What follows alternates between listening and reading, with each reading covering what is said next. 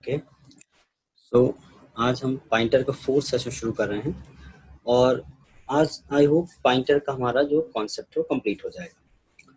तो हम कवर कर रहे हैं आज जो कल के टॉपिक बचे हुए थे। कल हमने देखा था पॉइंटर एंड फंक्शन।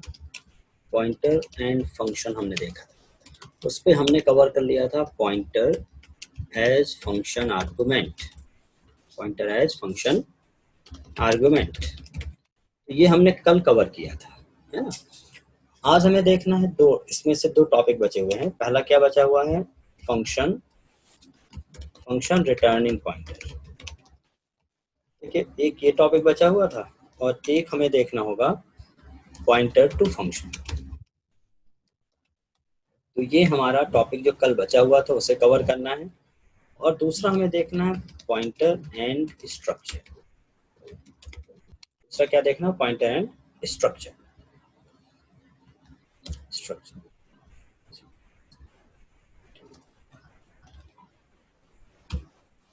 तो शुरू कर रहे हैं हम function returning pointer. Function returning pointer, ये जो फर्स्ट वाला ऑप्शन था ये हमने लास्ट क्लास में कवर कर लिया था, कवर्ड इन प्रीवियस क्लास।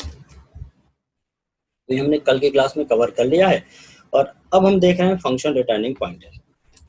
तो देखिए, अगर ऐसा कोई फंक्शन है जो रिटर्न वैल्यू की जगह पर कोई एड्रेस रिटर्न करता है, when we want to return something address from the function, then it is called as function returning pointer। क्योंकि जब वो एड्रेस रिटर्न होगा तो उसे हमें रिसीव किस में करना होगा? किसी ना किसी पॉइंटर में। तो when a function return any address of variable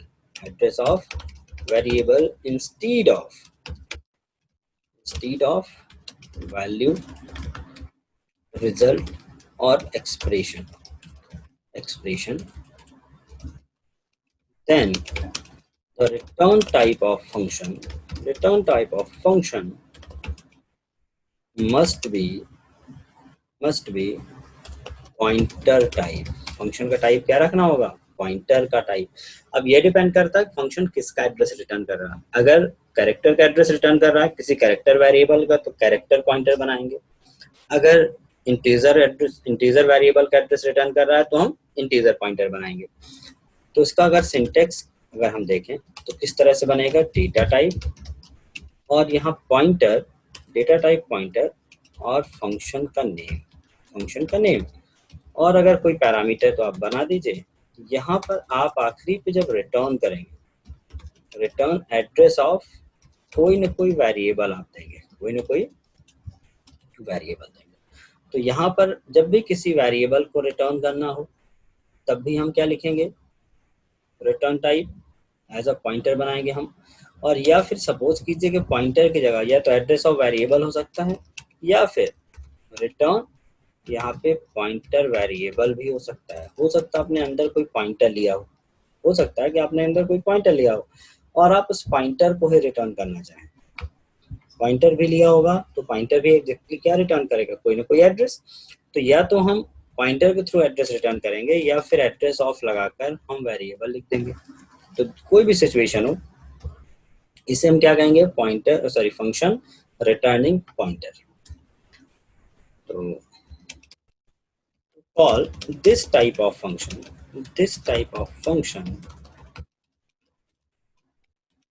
we have to create pointer variable inside the main function। Main के अंदर मुझे क्या बनाना होगा? एक तरह का pointer variable and we assign the function to it। तो पॉइंटर वेरिएबल में ही फंक्शन असाइन करेंगे क्योंकि ये क्या रिटर्न कर रहा है? एड्रेस रिटर्न कर रहा है या फिर पॉइंटर रिटर्न कर रहा है। Now we can get the address from pointer,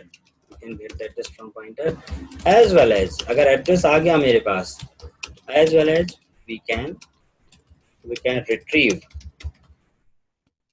value from that address। तो हम दोनों काम कर सकते हैं। अगर हम वैल्यू रिटर्न करते हैं तो याद रखिए केवल वैल्यू मिलती है, लेकिन अगर हम एड्रेस रिटर्न करते हैं फंक्शन से, तो एड्रेस अगर मिल गया मुझे बाहर मेन में, तो आप वैल्यू तो निकाल ही सकते हैं। क्या यूज करके?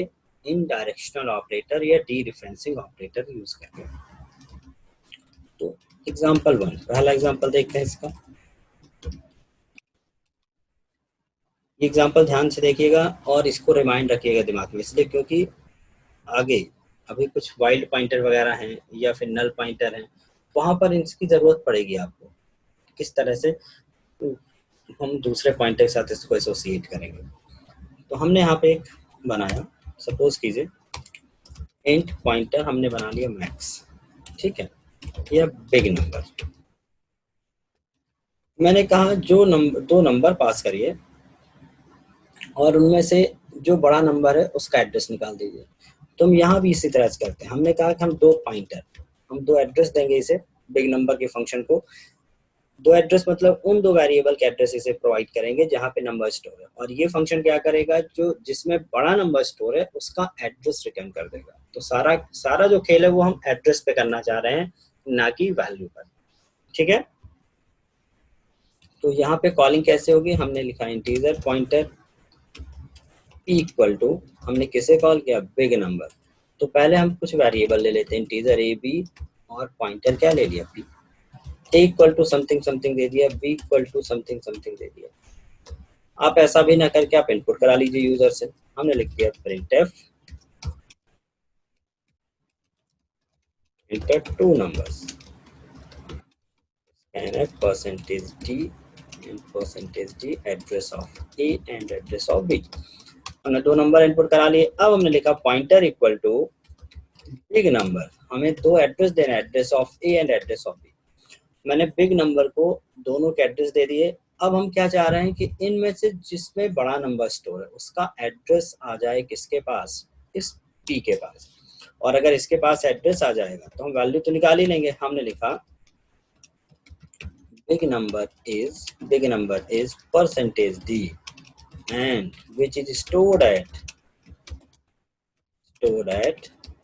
एड्रेस। एड्रेस के लिए क्या लगा देंगे, परसेंटेज यू। पहली बार क्या दिखाएंगे, कंटेंट ऑफ पी, और फिर एड्रेस के लिए क्या दिखा देंगे। तो ये तो हो गई डिक्लेरेशन एंड कॉलिंग। अगर मैं इस तरह से डिक्लेयर कर रहा हूँ तो इस तरह से मैं कॉल करूंगा। बट अब इसकी वर्किंग बची बताना कि किस तरह, how to perform the task. तो मैंने लिखा इंट पॉइंटर बिग नंबर हमने लिखा, और यहाँ दो पॉइंटर हमने लिए थे, तो उन दो पॉइंटर को हमने नाम दे दिया integer pointer x and integer pointer y. यहाँ देखिएगा x में एड्रेस आया होगा किसका, a का, y में एड्रेस आया होगा किसका, b का। अब मुझे ये देखना है इनमें से जो एड्रेस x और y में आए इनमें से किसका कंटेंट बड़ा है। जिसका कंटेंट बड़ा है उसी का एड्रेस मुझे रिटर्न कर देना है। तो यहाँ पर मुझे एड्रेस रिटर्न करना है, मतलब, और एड्रेस किस में आया हुआ है, x एंड y में। तो यहाँ मुझे अलग से एंड परसेंट या एड्रेस ऑफ लगाने की जरूरत नहीं है, क्योंकि हमारा x और y ऑटोमेटिकली एड्रेस ही होल्ड करके रखा हुआ है। तो मैंने यहाँ लिखा रिटर्न x रिटर्न करो, सॉरी रिटर्न, यहाँ पे लिख दिया, कंडीशन लगाई, अगर content of x greater than है कंटेंट ऑफ y से। अगर content of x greater than content क्यों लगा रहे हैं, क्योंकि x और y में वैल्यू नहीं है, एड्रेस है, और एड्रेस से कंटेंट निकालने के लिए कौन सा ऑपरेटर लगाएंगे हम, कंटेंट ऑफ। तो content of x greater than content of y, अगर ऐसा है तो क्या रिटर्न करना, x, नहीं तो y। यहाँ पर x is representing the address of A and y is representing the address of B. So that's why we don't have to use additional and percent operator. तो यहाँ जो भी एड्रेस होगा, जो भी बड़ा नंबर है उसका एड्रेस किसके पास आ गया, P के पास। तो P के पास बेसिकली x से y का एड्रेस नहीं आया, P के पास A या B में से किसी एक का एड्रेस आया, क्योंकि x और y में इन्हीं दो का एड्रेस है। चलिए इसे रन किया मैंने, इंट पॉइंटर बिग नंबर, थोड़ा कर्ली ब्रैकेट मेन का बंद नहीं है इसलिए, बाकी यहाँ कोई दिक्कत नहीं थी। मेन का कर्ली ब्रैकेट बंद किया हमने। अब चाहे तो वहाँ स्टार लगाए, चाहे तो यहाँ स्टार लगाए, और फिर मैंने फिर से रन किया। तो देखिए दो नंबर हम दिए 12 एंड 23। तो big number 23 which is stored at 7208692, मतलब ये बी का एड्रेस है। फिर मैंने रन किया दूसरी बार, फिर मैंने रन किया और हमने इस बार दिया 52 एंड 10। तो ये कहाँ स्टोर 7208696, क्योंकि इस बार किसका एड्रेस दिखा रहा है, ए का एड्रेस दिखा रहा है। तो फर्स्ट एग्जांपल हुआ ये। एग्जांपल 2, दूसरा एग्जांपल इसी का देखते हैं। सेकेंड एग्जांपल देखिए, यहाँ पर हम यहाँ पे क्या डेमोन्स्ट्रेट करने की कोशिश कर रहे हैं, क्या स्पेसिफाई करने की कोशिश कर रहे हैं। If we change the content of the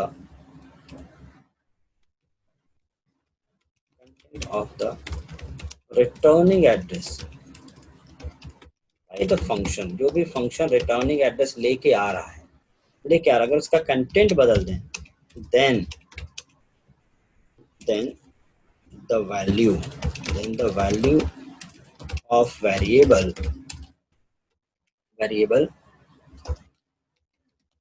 holding the big number, जो बड़ा नंबर रख रहा है, will be changed। ये बात हम कर रहे हैं ऊपर वाले प्रोग्राम को ध्यान में रखकर, ठीक है। इन above प्रोग्राम, ऐसा हम लिख सकते हैं, इन above प्रोग्राम, और यही सिनेरियो सबके लिए भी अप्लाई होगा। तो अगर मैं फंक्शन के कंटेंट को बदल दूं या फंक्शन में ही कंटेंट लगाकर कुछ वैल्यू असाइन कर दूं, तो ऑटोमेटिकली उस वेरिएबल की वैल्यू बदल जाएगी जिसमें बड़ा नंबर है, क्योंकि यहाँ पे फंक्शन रिटर्न क्या कर रहा है, फंक्शन रिटर्निंग समथिंग एड्रेस। तो देखिए इसका मतलब क्या है कहने का, वो ये रहा कि मानकर चलिए कि हमने यहाँ पर पी वगैरह नहीं लिखा, हमने इस तरह से लिखा बिग नंबर, यहाँ पे क्या लिया था, address of a and address of b. ये चीज याद रखिएगा, फंक्शन कुछ रिटर्न कर रहा है जो कि एड्रेस है, तो फंक्शन में क्या एड्रेस, और अगर मैं लिख दूं content of big number address of a address of b equal to 0, पहली बार ऐसा हो रहा है कि फंक्शन में वैल्यू असाइन कर रहा है। अभी तक क्या हो रहा था कि वेरिएबल में फंक्शन असाइन कर रहे थे, लेकिन अगर फंक्शन रिटर्न कर रहा है address, then we can make the reverse operation, हम उल्टा काम कर सकते हैं। हम फंक्शन में ही क्या स्टोर कर देंगे, समथिंग वैल्यू, तो एग्जैक्टली फंक्शन में स्टोर नहीं होगी, क्योंकि फंक्शन तो रिटर्न कर रहा है एड्रेस, उस एड्रेस के कंटेंट में जाकर क्या स्टोर हो जाएगा, एड्रेस, सॉरी क्या स्टोर हो जाएगा, 0। किस एड्रेस में, जो फंक्शन रिटर्न करेगा। फंक्शन क्या रिटर्न करेगा, बड़े वैल्यू का एड्रेस जिसमें बड़ा नंबर स्टोर है। तो अब देखिए, अगर मैं यहाँ ए और बी को प्रिंट कर दूं, printf a equal to percentage d and b equal to percentage d, अब मैंने ए और बी को प्रिंट किया, तो जो भी बड़ा नंबर होगा वो 0 हो जाएगा। देखिए मैंने दिया यहाँ पे 23 एंड 56, तो a equal to 23 but b equal to क्या हो गया, 0, इक्वल टू क्या हुआ, 0। तो मैंने वैल्यू किस में असाइन करी, फंक्शन में, और फंक्शन में नहीं, एग्जैक्टली फंक्शन के कंटेंट में, और वो वैल्यू कहाँ जाके स्टोर हो गई, उस एड्रेस पे जाके जो भी फंक्शन रिटर्न कर रहा है। तो अगर हम ये सिनेरियो यूज करते हैं तो हम फंक्शन में वैल्यू असाइन कर सकते हैं यूजिंग डी डिफरेंसिंग ऑपरेटर,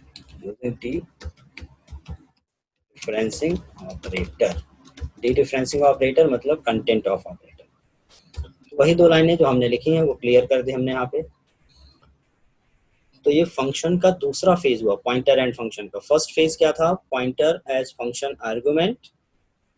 दूसरा फेज क्या पढ़ा हमने, फंक्शन रिटर्निंग पॉइंटर।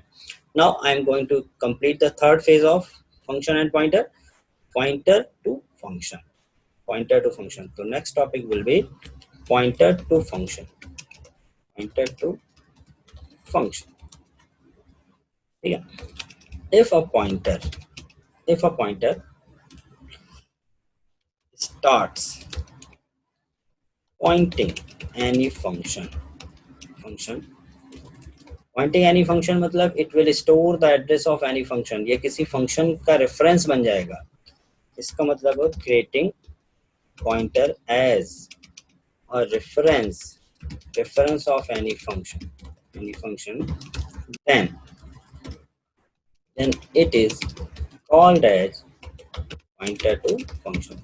अगर मैं किसी पॉइंटर को किसी फंक्शन का रेफरेंस बना दूं, इससे क्या होगा, जैसे वेरिएबल में हम कर रहे थे, अगर मैंने किसी पॉइंटर को वेरिएबल का एड्रेस दे दिया तो वेरिएबल को यूज करने की जरूरत नहीं, आप पॉइंटर से ही उस वेरिएबल का एड्रेस और पॉइंटर से ही उसके कंटेंट को एक्सेस कर सकते हैं। वही चीजें अगर हमने किसी फंक्शन का रेफरेंस दे दिया पॉइंटर को, then we can access the function with the help of pointer. using the pointer to function we can access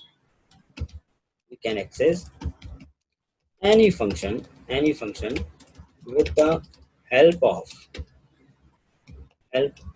pointer। हम पॉइंटर से उस फंक्शन को एक्सेस कर सकते हैं। अब देखिए कैसे करते हैं। तो first of all we have to declare a pointer to function with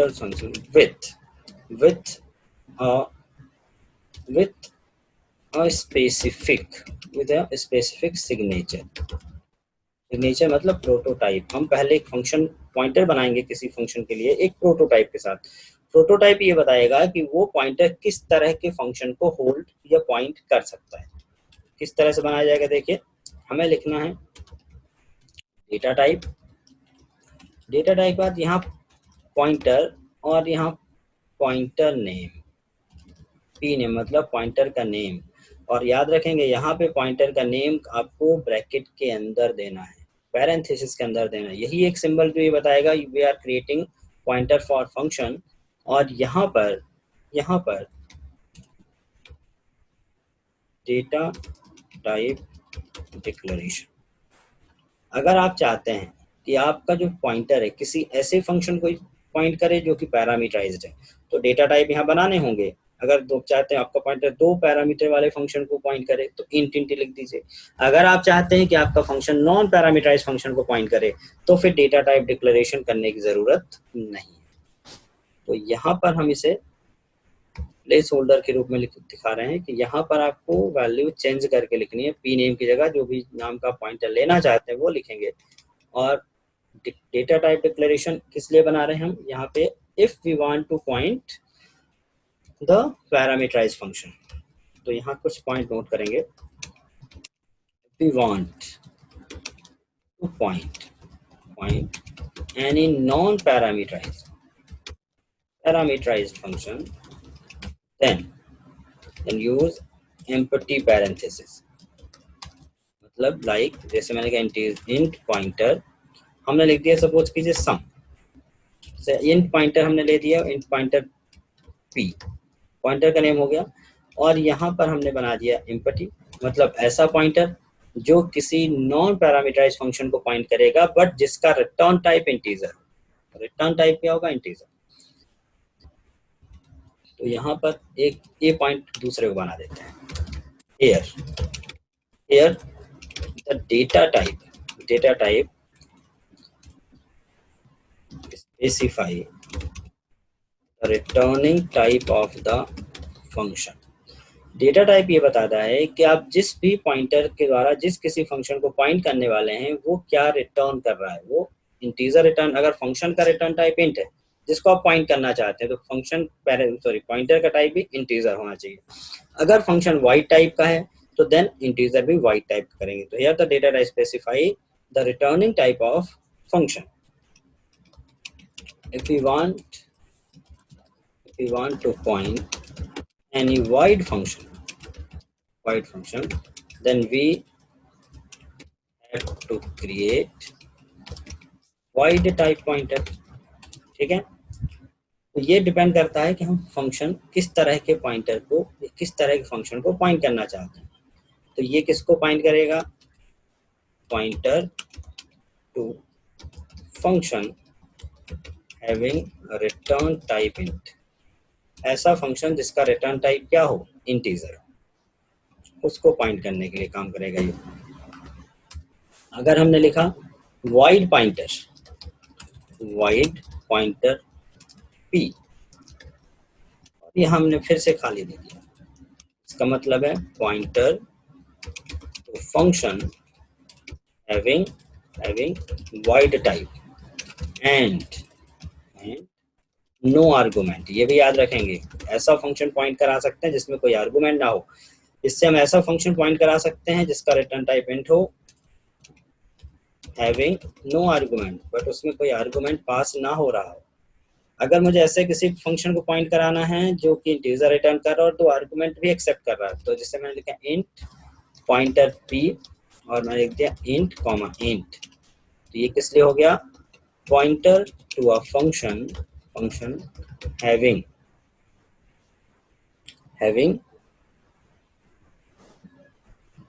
ऊपर में थोड़ा सुधार करते हैं, return type int and no argument है दिया, pointer to a function which have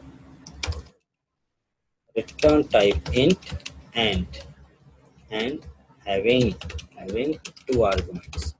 ऐसे फंक्शन के लिए हम ये पॉइंटर बना रहे हैं जिसका रिटर्न टाइप इंटीजर है और जो दो आर्गुमेंट को एक्सेप्ट कर रहा है। तो इस तरह से पहले हम पॉइंटर बना लेंगे और कोई भी पॉइंटर उसी तरह के फंक्शन को पॉइंट कर सकता है। तो एक एग्जांपल देखते हैं, देखिएगा इसका एग्जांपल।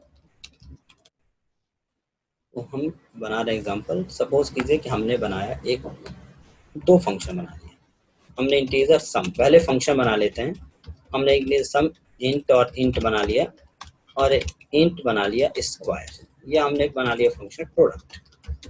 प्रोडक्ट में दो नंबर का मल्टीप्लिकेशन रिटर्न कराना है और सम में दो नंबर का सम रिटर्न कराना है। चलिए पहले फंक्शन डिफाइन कर लेते हैं। हमने लिखा इंटीजर सम इंट एक्स और इंट वाई और हमने यहाँ लिख दिया रिटर्न एक्स प्लस वाई। ठीक है, सिंपल सा फंक्शन बना रहे हैं। फिर हमने लिखा integer product int x and int y और हमने यहाँ रिटर्न करा दिया रिटर्न एक्स इंटू वाई। ठीक है, सिंपल से फंक्शन है।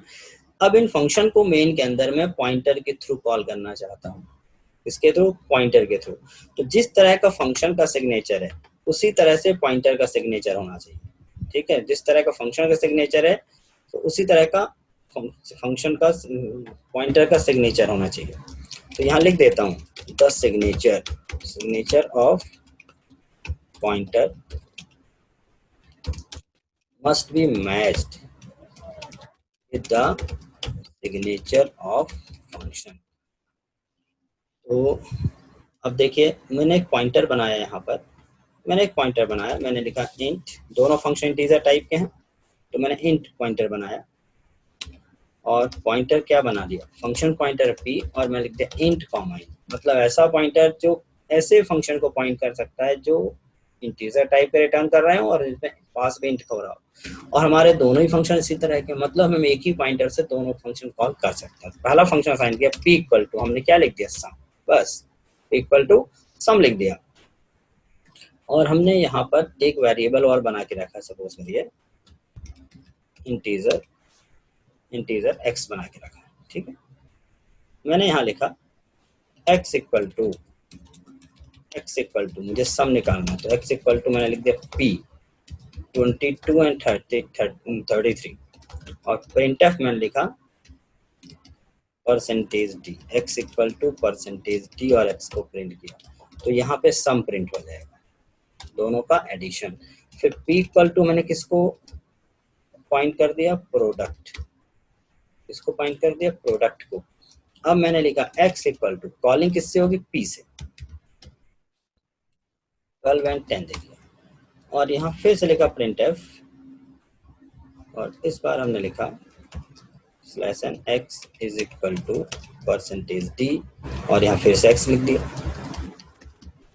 यहाँ एक चीज देखिएगा, इस लाइन और इस लाइन पे कोई भी अंतर नहीं दिख रहा। मतलब अगर हम यहाँ पे देखें तो हम इस लाइन को देख के अंदाजा नहीं लगा सकते कि हम किस फंक्शन को कॉल कर रहे हैं। हमें उसके लिए ऊपर की लाइन देखनी होगी, p इक्वल टू प्रोडक्ट है या p इक्वल टू सम।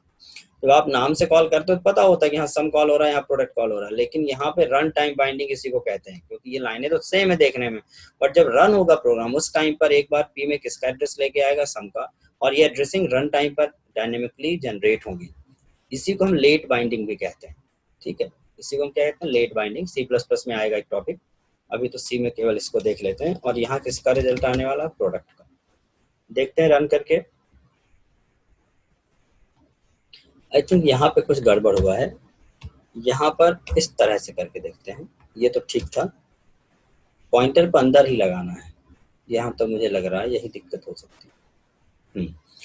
55 और 78, कुछ तो गड़बड़ आ गया भाई। 55 तो ठीक आ रहा है, 22 + 33 55 आ गया। फिर p इक्वल टू प्रोडक्ट लिखा और रिटर्न क्या किया मैंने, x इंटू वाई। यहाँ तो ठीक लिखा है प्रोडक्ट में, return x into y. Value बदल दे जरा, हम 10 और 10 दे दिया। प्रोडक्ट को कॉल करना तो यहाँ पे प्रोडक्ट आना चाहिए भाई, x इक्वल टू, ओहो यहाँ गड़बड़ है भाई, यहाँ गड़बड़ और कुछ नहीं, परसेंटेज डी करिए। यहाँ पे क्या करिए, परसेंटेज डी, यहाँ थोड़ा सा गड़बड़ हो गया था। और फिर से हमने निकाला बिल्ड एंड रन, तो देखिए यहाँ पे क्या आ गया 100। तो एक ही पॉइंटर, तो यहाँ से इस लाइन से आप पता नहीं लगा रहे हैं कौन सा काम कर रहा है, इसके लिए हमें एड्रेसिंग देखनी होगी। तो एक पॉइंटर से हम अलग अलग फंक्शन को कॉल कर सकते हैं, लेकिन याद रखिए तभी जब उनका सिग्नेचर मैच हो। मतलब ये पॉइंटर उन्हीं फंक्शन को पॉइंट करेगा जिनका रिटर्न टाइप इंटीजर है और जिनमें 2 आर्गुमेंट पास किए जा रहे हैं, बाकी वो रिटर्न बाकी पे काम नहीं करेगा। उसी तरह से अगर मेरे पास और कोई पॉइंटर और कोई फंक्शन है, जैसे मैंने लिख दिया वाइड सो स्क्वायर और मैंने लिख दिया इंटीजर। अब ये वाइड है मतलब ये रिटर्न नहीं करेगा। तो अगर मैंने इसको डिफाइन किया सपोज करिए, तो मैं किस तरह से डिफाइन करूंगा, वाइड सो स्क्वायर और मैंने इंटीजर क्या ले लिया x। तो यहाँ पर क्योंकि रिटर्न नहीं कर सकते तो हमने सीधे लिखा printf slash n square equal to percentage d, और हमने क्या प्रिंट कर दिया यहाँ पर, x इंटू x। ठीक है, ये हमने यहाँ लिख दिया। अब इस फंक्शन को अगर मैं सोचूं इस पॉइंटर से कॉल करूं तो दिक्कत होने वाली है। p इक्वल टू स्क्वायर नहीं कर सकता मैं, p इक्वल टू, देखिए मैंने क्या लिखा है, सो स्क्वायर अगर मैं लिखता हूँ, और क्योंकि अब ये रिटर्न तो कर ही नहीं रहा, जबकि p क्या कह रहा है कि रिटर्निंग है, और हमने p को कॉल किया नॉर्मली, तो देखते हैं क्या ये फंक्शन काम कर रहा है। तो देखिए ये एरर आ गई क्योंकि रिटर्न तो हो ही नहीं रहा इसमें कोई। तो इसके लिए हम क्या करने वाले, एक दूसरा पॉइंटर बना लेंगे। तो यहाँ पर हमने एक और पॉइंटर डिक्लेयर किया और उस पॉइंटर का नाम ले लिया हमने, पॉइंटर q लिया। और ये इंट नहीं है, किस तरह का भाई, वाइड टाइप का पॉइंटर क्या ले रहे हैं, q, जो किसको पॉइंट करेगा, ऐसे फंक्शन को जिसका return type return type wide है और जो केवल सिंगल आर्गुमेंट वाला है। अब इसे देखिए, अब हमने इसको क्या कर दिया, q, और यहाँ पे हमने q के साथ उस फंक्शन को कॉल कर लिया।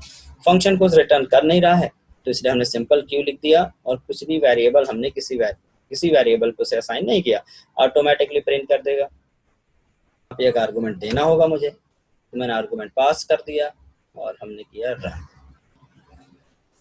तो देखिए स्क्वायर इक्वल टू क्या दिखा रहा है, 16। तो ये याद रखना है कि जिस तरह का फंक्शन है उसी तरह का पॉइंटर होना चाहिए। हाँ, एक गलती क्या हुई है, सिंटेक्स में थोड़ा सा सुधार कर लेते हैं भाई। सिंटेक्स में ये सुधार करना हमें कि डेटा टाइप के बाद ये जो पॉइंटर है, ये पॉइंटर बाहर नहीं बल्कि कहाँ लगने वाला, अंदर लगने वाला, यहाँ पर। तो इसको करेक्ट कर लेते हैं सब जगह से। यहाँ पर हमने पॉइंटर जहाँ लगाया हुआ है, यहाँ पर पॉइंटर हम बाहर नहीं बल्कि इस ब्रैकेट के अंदर लगाएंगे, पॉइंटर इसके अंदर रहेगा। फिर हमने यहाँ पर गए और यहाँ पे हमने सुधारा और यहाँ भी सुधारा। पॉइंटर कहाँ रखना है, इस ब्रैकेट के अंदर। तो ये एग्जांपल रहा आपका पॉइंटर टू फंक्शन। अब नेक्स्ट टॉपिक पे जा रहे हैं और नेक्स्ट टॉपिक क्या कह रहा है, पॉइंटर एंड स्ट्रक्चर। तो चलिए ठीक है, इस पॉइंट को देखते हैं, pointer and structure.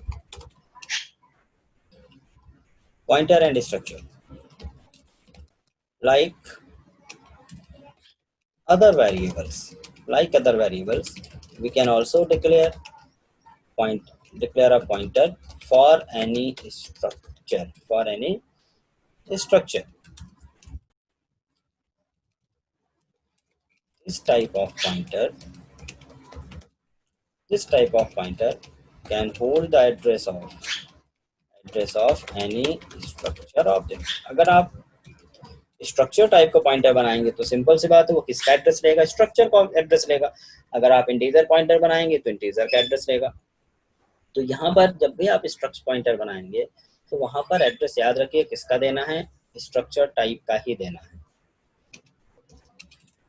the special thing about the struct pointer, about the struct pointer is that we can also access the member struct member using pointer without the indirectional operator। Special thing ये है, other pointer में क्या होता है कि अगर आपने address दे दिया और अब आप उसके कंटेंट को देखना चाहते हैं तो आपको क्या लगाना होगा, हर बार इंडायरेक्शनल ऑपरेटर मतलब स्टार का साइन लगाना होगा। लेकिन अगर आपने स्ट्रक्ट पॉइंटर बनाया और मेंबर को एक्सेस करना चाहते हैं तो बिना स्टार के या बिना इंडायरेक्शनल ऑपरेटर के भी आप उसे एक्सेस कर सकते हैं। लेकिन कैसे, उसके लिए थोड़ा सा दूसरा आपको ऑपरेटर यूज करना होगा। we have to use arrow operator. इस तरह से बनेगा minus greater than operator with struct pointer to access the members of structure,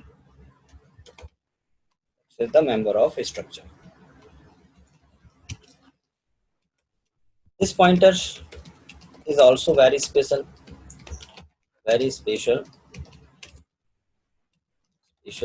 as it is used to design the linked list and complex data structure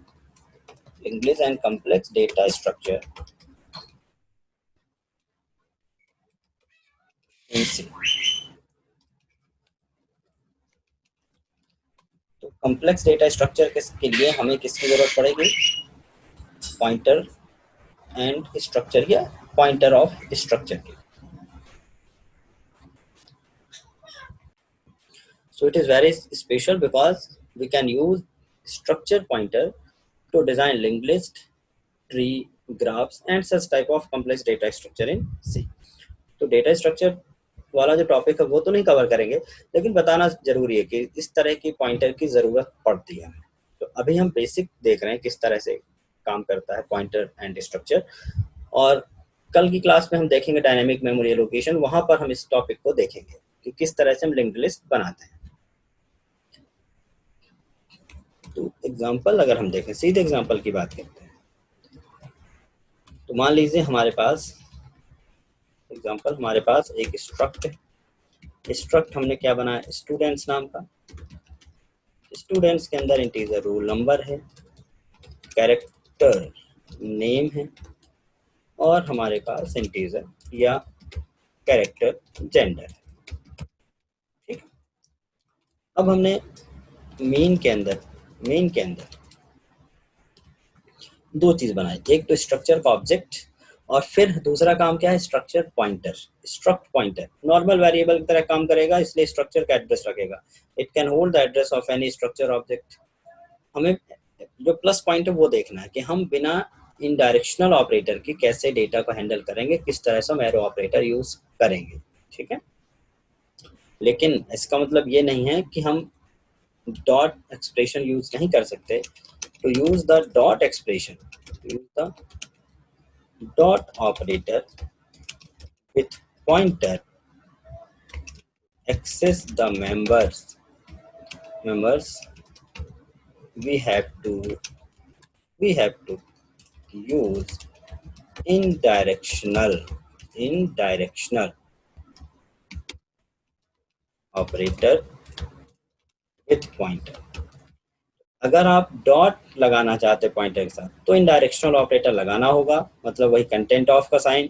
और अगर आप बिना इनडायरेक्शनल operator के handle करना चाहते हैं तो फिर डॉट नहीं, क्या यूज करिए आप, ये मेंबर एक्सेसिंग ऑपरेटर, कौन सा, एरो ऑपरेटर।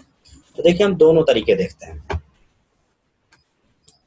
हमने यहाँ पे बनाया स्ट्रक्ट स्टूडेंट्स और हमने S1 बना लिया, पहला स्टूडेंट हमने लिखा 101 और यहाँ पे हमने दिया रमेश और जेंडर हमने दे दिया मेल।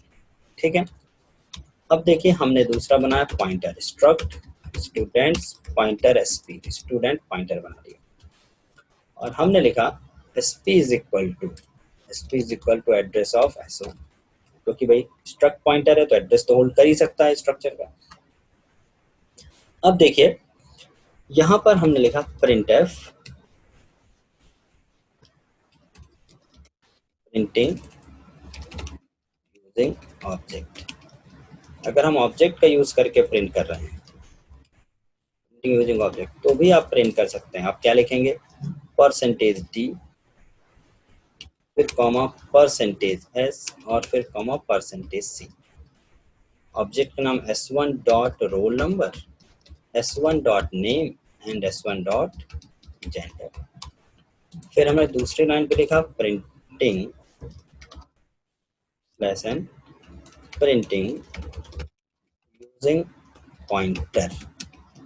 पॉइंटर का भी यूज करेंगे तो दिखाना तो मुझे डेटा ही है, तो पॉइंटर एग्जैक्टली इनका एड्रेस नहीं रखा हुआ, याद रखिए ना, तो इसके पास रोल नंबर का एड्रेस है, ना नेम का, ना जेंडर, उसके पास एड्रेस किसका है, इस पूरे S1 का जिसके अंदर सब कुछ स्टोर। तो यहाँ पॉइंटर के थ्रू अगर एक्सेस करना चाहें तो आप इस तरह से लेंगे, क्या लिखेंगे, content of SP dot roll number, फिर content of SP dot name, फिर क्या लिखना है, ब्रैकेट में content of SP dot gender. ये नोटेशन क्यों यूज कर रहे हैं भाई, क्योंकि अगर हमने बाहर कंटेंट लगाया इसमें ब्रैकेट नहीं लगाया तो क्या बन जाएगा, एसपी डॉट रोल नंबर का कंटेंट, तो रोल नंबर तो पॉइंटर है नहीं तो उसका कंटेंट नहीं ले चाहिए, तो हमें क्या चाहिए, इसकी डी डिफरेंसिंग करनी है। जो एड्रेस एसपी के पास है उसका डी डिफरेंसिंग किया तो क्या मिल गया, S1, तो क्या कहानी बनी, S1 डॉट रोल नंबर, फिर यहाँ भी वही कहानी बनी, S1 डॉट नेम। तो एक तरीका ये हुआ। एक तरीका और है, कौन सा ऑपरेटर लगाकर, ऑपरेटर लगाएंगे हम एरो ऑपरेटर, तो हम लिखा प्रिंटिंग यूजिंग एरो ऑपरेटर। यहाँ भी वैल्यू ही चाहिए, %d %s %c, केवल तरीका देख रहे हैं पॉइंटर का। तो इस बार हमने लिखा SP arrow roll number, SP arrow name and SP arrow gender. ये एक अलग चीज है जो आपको यहाँ पर यूज करने को मिलेगी, कौन सा ऑपरेटर, एरो ऑपरेटर, ठीक है। अब इसको हम रन करके देखते हैं, कंट्रोल सी किया, इसको हम कोड ब्लॉक में एक बार टेस्ट करते हैं, ठीक है। कोड ब्लॉक हम टेस्ट करने के लिए यहाँ पे जाके इसको पेस्ट करें,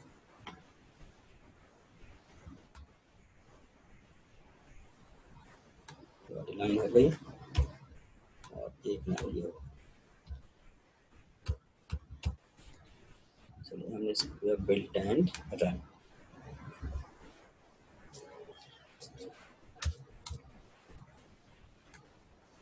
बिल्ट एंड रन किया तो देखिए पहली बार सही रिजल्ट आ रहा 10 रमेश एम, दूसरी बार भी वही रिजल्ट आ रहा, तीसरी बार भी वही रिजल्ट आ रहा। इस तरह से आपने देखा कि हम पॉइंटर के साथ, स्ट्रक्चर के साथ पॉइंटर कैसे एसोसिएट करते हैं, किस तरह से हम एक्सेस करते हैं।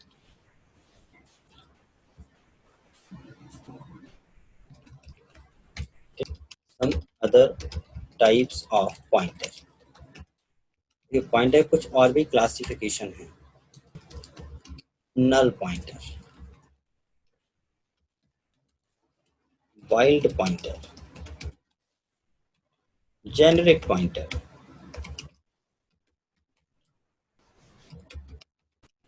Dangling pointer. तो null pointer, wild pointer, generic pointer and dangling pointer, ये कुछ और क्लासिफिकेशन है पॉइंटर के, इनको भी देख लीजिए क्या होते हैं। नल पॉइंटर क्या है, null pointer, when any pointer is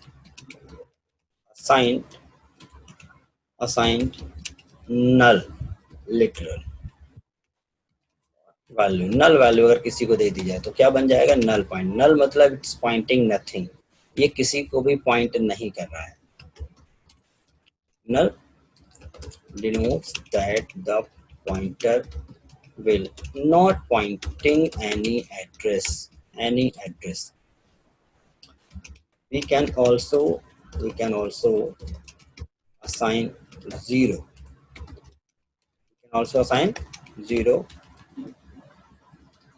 तो 0 असाइन कर दें या फिर नल लिख दें, उसे कौन सा पॉइंटर कहेंगे? Null pointer. याद रखें, by default pointer will hold some garbage memory address. ऐसा नहीं पॉइंटर नल रहेगा, पॉइंटर नल नहीं रहता by default. Pointer by default wild होता है। पॉइंटर बाय डिफॉल्ट कौन सा होता है?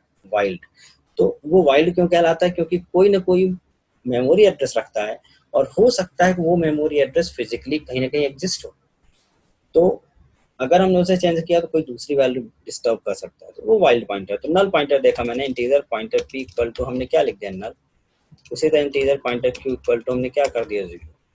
तो ये कौन से पॉइंटर हैं? Null pointer. Null pointer. तो देखिए, अगर हमने लिखा कुछ भी पॉइंटर, तो हमने मेन प्रोग्राम बनाया, हमने इंटीजर पॉइंटर p ले लिया और हमने लिख दिया printf %u और मैंने p को प्रिंट किया। तो यहाँ क्या प्रिंट होने वाला है? हमने लिख दिया addr equal to address equal to, और हमने इसे बिल्ट एंड रन किया। तो देखिए कुछ ना कुछ दिखा रहा है, क्योंकि वास्तव में फिजिकल एग्जिस्ट नहीं है।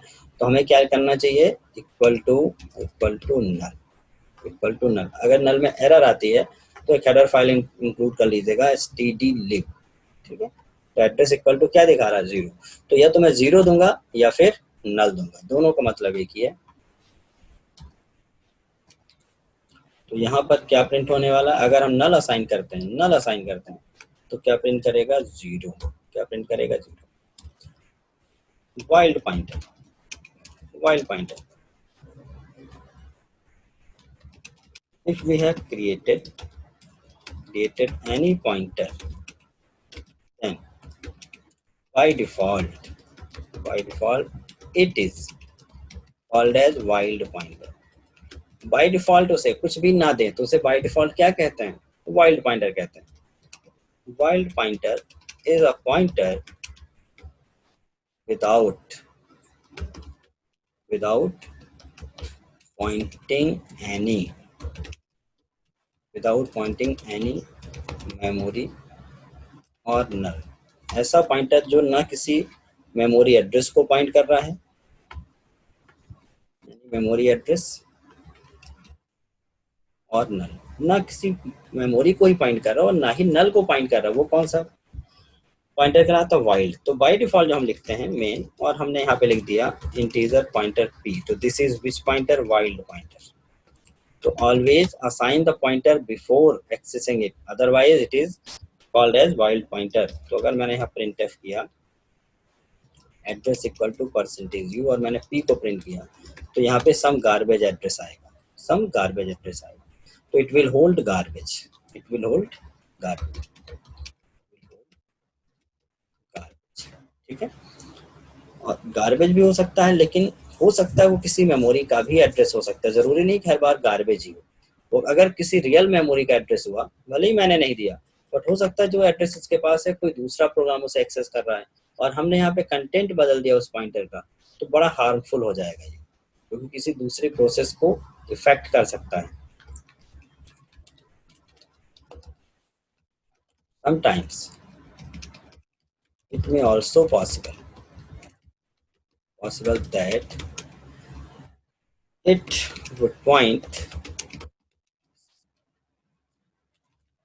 it would take such an address which is being used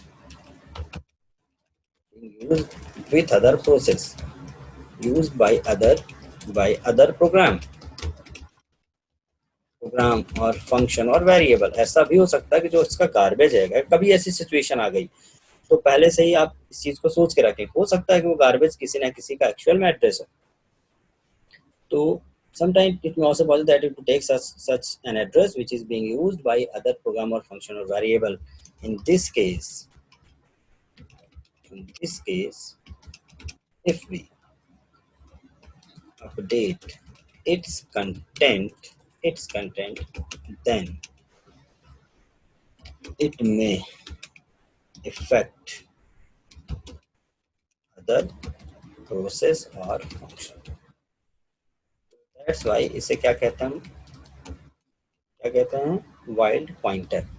इसीलिए इसे क्या कहते हैं, वाइल्ड पॉइंटर कहते हैं। तो it's good habit to always assign some value और null, some value in the sense some address और नल टू द पॉइंटर। फिर आते हैं हम जेनेरिक पॉइंटर।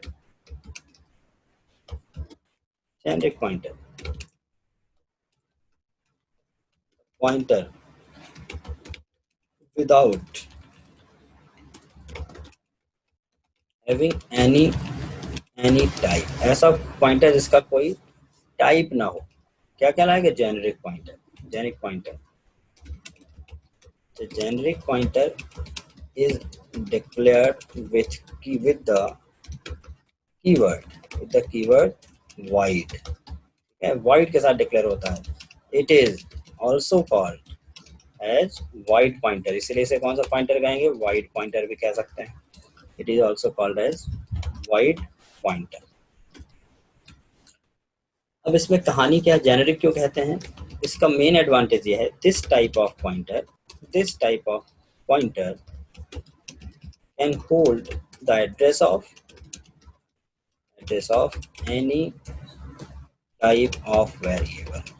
मतलब हम कैरेक्टर टाइप का भी एड्रेस रख सकते हैं, इंटीजर वेरिएबल का भी रख सकते हैं, फ्लोट का भी रख सकते हैं, या फिर स्ट्रक्ट का भी रख सकते हैं। तो ये ऐसा पॉइंटर जो किसी का भी एड्रेस ले ले, किसी भी टाइप में कन्वर्ट हो सकता है, उसे हम क्या कह सकते हैं, जेनेरिक पॉइंटर। ड्यूरिंग ड्यूरिंग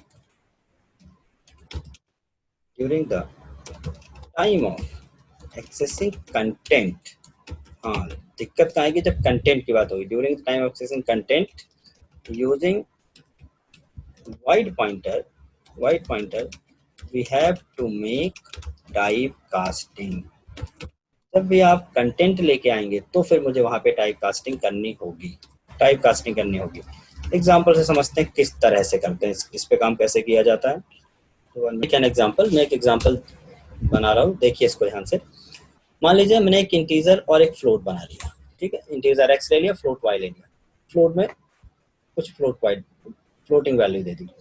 अब हमने एक वाइड पॉइंटर बनाया, वाइड पॉइंटर पीटीआर, ठीक है, वाइड पॉइंटर पीटीआर। वाइड है ये दिखाने के लिए कि हम किसी भी वेरिएबल का एड्रेस रख सकते हैं। तो देखिए पीटीआर इक्वल टू हमने क्या रखा, एड्रेस ऑफ एक्स। पहली बार पीटीआर इक्वल टू क्या लिखा, एड्रेस ऑफ एक्स। किसका एड्रेस रख लिया मैंने, इंटीजर का। अब टाइप कास्टिंग कैसे करना है वो देख लीजिए। जब भी आपको वैल्यू निकालनी है इस पॉइंटर के थ्रू एक्स की वैल्यू, तो वहां पर मुझे इस तरह से इंट पॉइंटर पीटीआर, ये क्या करेगा, टाइप कास्ट करेगा वॉइड का, किसमें, इंटीजर में। और यहाँ पे इंट पॉइंटर पीटीआर के आगे अगर हम इसके आगे एक और कंटेंट लगा दें तो ये क्या करेगा, डी रेफरेंस कर देगा, जो भी इंटीजर में कास्ट किया है उसको डी रेफरेंस करके उसका क्या निकाल देगा, एड्रेस निकाल देगा। तो दोनों चीज देख लेते हैं। तो देखिए मुझे क्या निकालना है, इस इंटीजर का वैल्यू और एड्रेस। तो एड्रेस निकालने के लिए हम क्या लिखेंगे, सिर्फ इंट पॉइंटर पीटीआर। और अगर वैल्यू निकालनी है तो देखिए कंटेंट ऑफ ब्रैकेट में इंट पॉइंटर पीटीआर। तो ये कंटेंट निकाला है। उसी तरह से अगर फ्लोट का लेना है तो हमने क्या लिखा है, एड्रेस ऑफ वाई, और उसकी वैल्यू लेने के लिए इस तरह से टाइप कास्टिंग कर दी। इसको रन करके देखते हैं। तो इसमें सिर्फ अभी हमने क्या दिखा, एड्रेस भी दिखाना, अगर एड्रेस भी दिखाना है तो वो भी आप दिखा सकते हैं। अभी हम पहले इसको रन करते हैं। तो पहले हमने रन किया और देखा, देखिए इस तरह से काम करेगा। देखिए 4 आ गया, 5.500 आ गया। अगर मुझे एड्रेस निकालना होता तो मुझे ये एडिशनल जो कंटेंट ऑफ लगा ये हमें नहीं लिखना होता। तो लीजर पॉइंटर हमने लिखा और क्या लिखा, printf /n address, integers address तो सबका वही रहने वाला %u, और एड्रेस के लिए मुझे लिखना होगा इंट पॉइंटर और यहाँ क्या लिखना, पीटीआर। ठीक है, तो क्या निकल आएगा, एड्रेस। देखते हैं एड्रेस निकल रहा है क्या। हमने बिल्ट एंड रन किया, ये देखिए किसका एड्रेस आ गया, इंटीजर कहाँ पे स्टोर है, 7208696। उसी तरह से अगर आपको फ्लोटिंग पॉइंट वैल्यू आपने निकाल ली, मुझे एड्रेस निकालना होता तो यहाँ भी हम लिखते सेम उसी तरह से, printf /n source address address देखिए सभी का परसेंटेज यू ही होगा, मतलब अनसाइंड इंट ही होता है। बस हमें इंट पॉइंटर लिखना है और पीटी सॉरी यहाँ पे फ्लोट पॉइंटर लिख देना है और यहाँ क्या लिख देना पीटीआर। अगर इसी को हमने पूरा ब्रैकेट में करके एक बार और इनडायरेक्शनल ऑपरेटर लगा दिया तो इसका क्या करेगा, डी रेफरेंसिंग कर देगा, जो ऊपर हम देख चुके हैं। यहाँ पर हमने देखा ये देखिए वैल्यू, इसका एड्रेस वैल्यू और दूसरे वाले का एड्रेस, तो ये 92 पर था, 92 प्लस 4 4 का डिफरेंस है 4 बाइट का।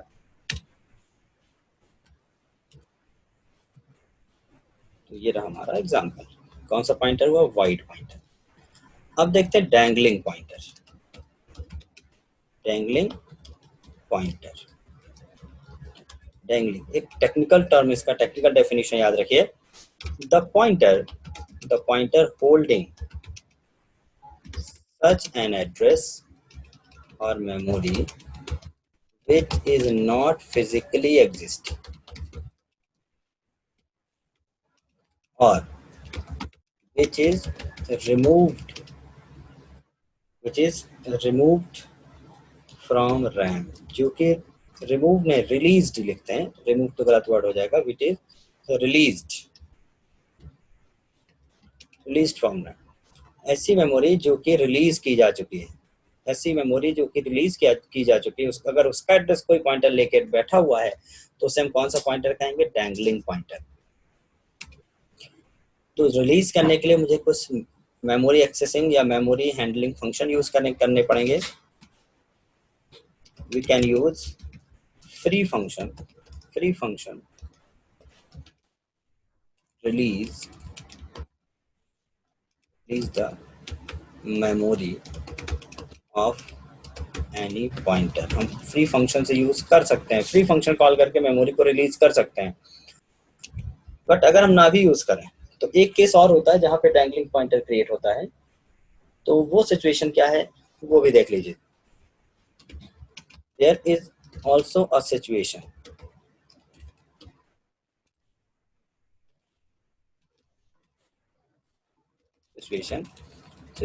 where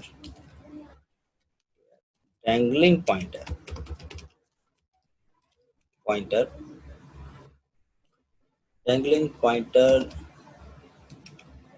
come in place। कौन सा पॉइंटर है, when we use function returning pointer।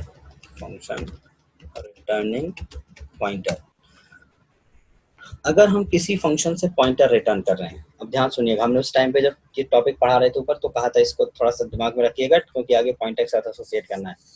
अगर हमने किसी फंक्शन के अंदर से किसी वेरिएबल का एड्रेस रिटर्न किया, फंक्शन के अंदर कोई वेरिएबल बनाया और हमने उसका एड्रेस रिटर्न किया, तो जैसे ही फंक्शन रिटर्न हुआ एड्रेस तो आ गया मेरे पास मेन फंक्शन के अंदर, उस फंक्शन के अंदर जो एड्रेस रिटर्न हुआ, लेकिन वो फंक्शन मेमोरी से रिलीज हो गया, क्योंकि जब हम कोई फंक्शन कॉल करते हैं तब रैम में उसके लिए मेमोरी एलोकेट करता है कंप्यूटर, और जैसे ही फंक्शन कॉलिंग खत्म होती, फंक्शन के अंदर के सारे वेरिएबल नष्ट हो जाते हैं।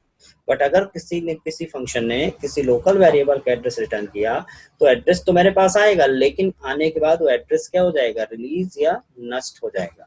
तो इस तरह का जो एड्रेस आया वो कौन सा पॉइंटर कहलाया, डैंगलिंग पॉइंटर, जो उस एड्रेस को रख रहा है।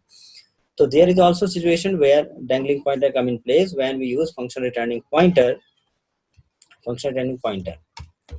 If the function returns the address of any local variable, local मतलब created inside that function, then after returning of the address, या ऐसा कह सकते हैं after returning the function also gets finished। जैसे रिटर्न करेगा उसका फंक्शन भी खत्म हो जाएगा, फिनिश्ड हो जाएगा। Compiler will remove the allocated memory of the function of the function from RAM. तो हमारा कंपाइलर क्या करेगा, जैसे ही फंक्शन की कॉलिंग खत्म होगी तो फंक्शन को जो मेमोरी एलोकेट रहती है वो वहीं पे क्या हो जाती है, खत्म हो जाती है। तो अगर मेमोरी खत्म हो गई तो जितने लोकल वेरिएबल थे वो भी क्या हुए, नष्ट हो गए। That's why all the local variables will be lost, सब के सब खत्म हो जाएंगे। अब वो सिचुएशन आई, so now now the address returning या return from the function becomes dangling pointer। यही एड्रेस क्या बन जाएगा, dangling pointer becomes unusable। Address तो नहीं मिल गया लेकिन उस एड्रेस पे कोई वेरिएबल बचा ही नहीं, क्योंकि वो वेरिएबल उस एड्रेस को ऑक्यूपाई कर रहा, तो वेरिएबल क्या हुआ, नष्ट, become unusable। and the pointer holding that address and the pointer holding that address is called as which pointer, dangling pointer, called as dangling pointer। तो अब देखिए एग्जांपल, तो सिर्फ एक कॉन्सेप्ट है जिसे हमें समझना होगा कि अगर हम कोई निकाल के लाते हैं एड्रेस किसी फंक्शन से, हमने मेन लिखा और हमने यहाँ पे एक फंक्शन बना लिया हुआ है इंट पॉइंटर, क्योंकि एड्रेस लाना है तो इंट पॉइंटर टाइप हमने एक फंक्शन बनाया गेट एडीआर गेट एड्रेस। ठीक है, हमने गेट एडीआर बना लिया और हमने नीचे इस फंक्शन को डिफाइन किया इंट पॉइंटर गेट एड्रेस। हमने यहाँ पे एक local variable integer x equal to 200 कर दिया और रिटर्न कर दिया एड्रेस ऑफ x। अब यहाँ पर हमने क्या लिखा, एक पॉइंटर बनाया p equal to get ADR get address. तो p को एक एड्रेस मिलेगा किसका, x का, जिसमें क्या स्टोर है, 200 स्टोर है। लेकिन एड्रेस देने के बाद, रिटर्न करने के बाद ये फंक्शन की कॉलिंग क्या हो जाएगी, खत्म। तो जैसे ही खत्म होगी ये एड्रेस मेमोरी से क्या हो जाएगा, रिलीज हो जाएगा। एड्रेस मेरे पास यहाँ पर है बट उस कंटेंट को में हम वापस एक्सेसिबल नहीं कर सकते उसको। क्यों नहीं कर सकते, क्योंकि एग्जैक्टली x वहां पर है ही नहीं। तो यहाँ पे मिलेगा printf address %u and value %d और हमने यहाँ लिखा p and content of p।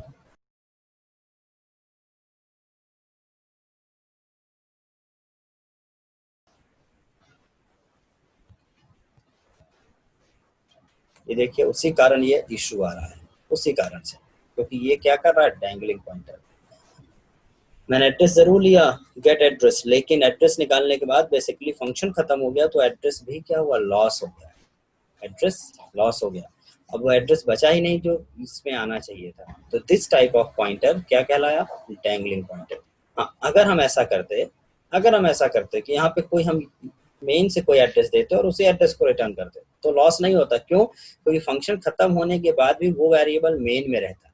वो वेरिएबल किस में रहता, मेन में, तो वो डैंगलिंग नहीं होता। तो अगर हमने यहाँ पे एक और लिखा इंटीजर गेट मेमोरी किया या गेट ईडीआर स्मॉल में कर दिया और यहाँ पे इंट पॉइंटर कर दिया, हमने कहा चलिए एक एड्रेस और रिटर्न करिए जिसको हम कोई एड्रेस देंगे वही एड्रेस हमको रिटर्न करना। तो मैंने इसके लिए एक वेरिएबल बना लिया, सपोज करिए हमने लिख दिया इंटीजर इक्वल टू 100 और एक और पॉइंटर बना लिया हमने integer pointer q equal to get adr2 या गेट एडीआर स्मॉल में है, केस सेंसिटिविटी है तो इसलिए दोनों फंक्शन चलेंगे। और यहाँ मैंने क्या पास कर दिया, एड्रेस ऑफ। मैंने एड्रेस ऑफ ए दिया और फंक्शन से कहा यही एड्रेस तुम रिटर्न कर दो। ये देखना एक्चुअली कि लॉस कब होता है हमारा address. Get ADR int pointer हमने क्या ले लिया, यहाँ पे x ले लिया, x में एड्रेस आया और रिटर्न मैंने कर दिया x, वही का वही एड्रेस रिटर्न किया, वही का वही एड्रेस किस पे आ गया, q पे। लेकिन ये लॉस नहीं हुआ, क्योंकि यहाँ पे फंक्शन कॉल होने के बाद एक्स तो खत्म हुआ, एक्स खत्म हुआ, लेकिन जो इसने एड्रेस रिटर्न किया था वो तो कहाँ था, मेन में ही, और मेन तो भी खत्म हुआ नहीं, तो ये एड्रेस अभी जीवित है। और क्योंकि एड्रेस जीवित है तो यहाँ पर मुझे ये वाली वैल्यू मिल जाएगी क्यू की। अगर मैं क्यू की प्रिंट करूंगा तो ये वैल्यू मिलेगी मुझे, मैंने कहा print F addr percentage you and value percentage D content of, sorry Q and content of Q लिख दिया, तो ये मिलेगा, बट यहाँ पे कोई वैल्यू मुझे नहीं मिलेगी, तो यहाँ पे नो आउटपुट। जबकि ऊपर वाले पे आई थिंक मिलना चाहिए, क्या मिलना चाहिए, एक तो एड्रेस और एक तो 100 ही मिलेगा। देखिए उसको मैंने किया रन, एक मिनट, इसको मुझे बिल्ट एंड रन करना था तो मैंने इसको किया बिल्ट एंड रन। देखिए फर्स्ट वाले पे एड्रेस और वैल्यू मिली लेकिन दूसरे वाले पे नहीं मिली, तो this is called dangling pointer. ये जो पॉइंटर बना ये कौन सा हुआ, डैंगलिंग पॉइंटर।